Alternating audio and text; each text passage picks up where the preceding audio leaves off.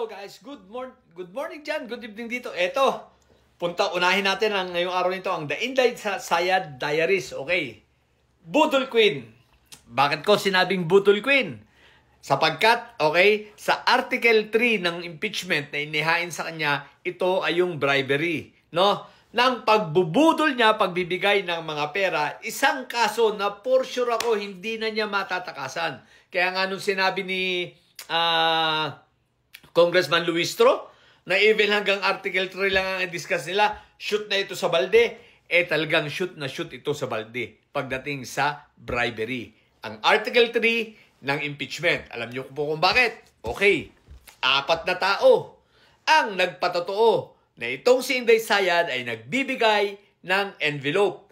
At ito, kumbaga, budol, bigay, payola. Okay?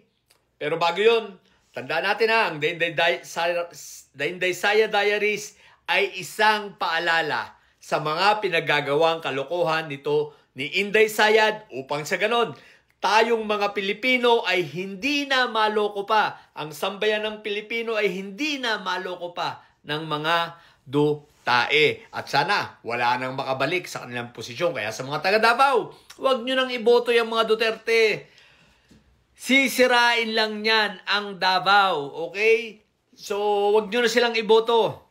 Humanap na kayo ng bago para wag na kayong maloko. Lalo na ito, si Inday Sayad, talagang legit na mangloloko. Okay, ito, panoorin natin ang mga videos. I don't want to do this, but since siya na yung nagsabi, i-turn over ko na yung envelope. The envelopes where the money was. Comsec. So it's 9 envelopes. Kuha po yung So envelope. it says hope and the amount is there.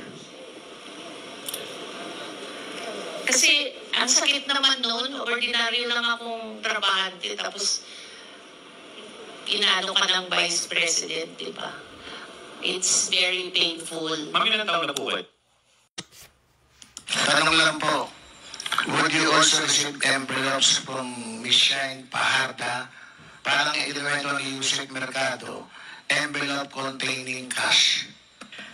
All right, Your Honor, Mr. Chair, no, I must be candid about this. I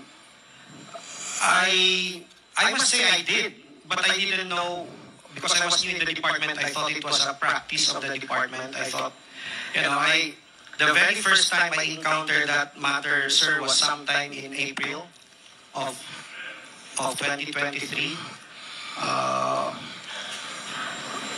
I didn't know I was summoned to the office of an ASEC Shine, and then I was given an envelope, and it was later on I found out that there was money in it, but it was not because I was a back member or whatever yet, because I was not at that time. At itong pagkakaalala, hanggang kailan kayo nakatanggap na envelope? Ilan? February to September. It started April. I think it was until September of that year.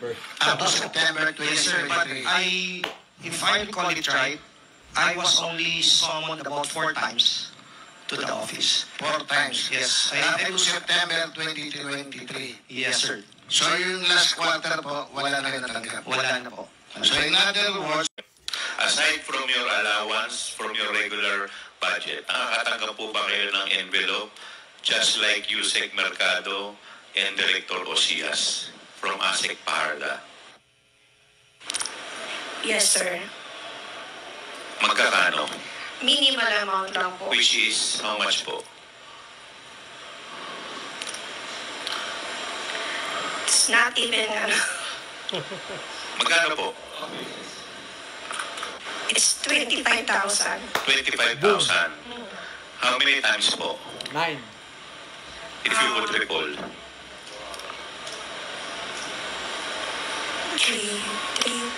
9 Oh, Ilan?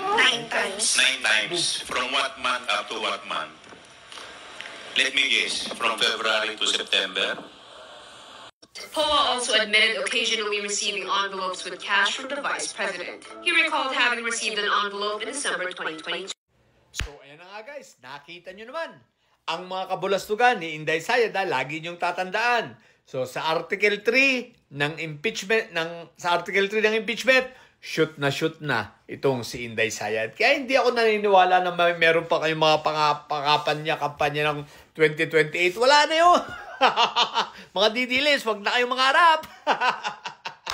Anyway, yun lang po. Lagi nating tatandaan na itong The Inday Sayad Diaries, ito yung mga palatandaan.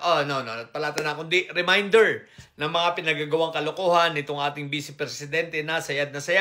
Doon po sa aking account, makikita nyo po ron. Meron po doong playlist. So, nandun po sa The Inday Sayad Diaries ang lahat ng mga ina-upload kong reminder. Okay? Para wag po tayong makakalimot. Importante na tayong sambayan ng Pilipino ay wag makalimot sa mga kalokohan na pinagagawa nitong si Inday Sayad Duterte. Okay po, so hanggang sa muli, hanggang bukas po at magkita-kita ulit tayo dito sa The Inday Sayad Diaries. Bye!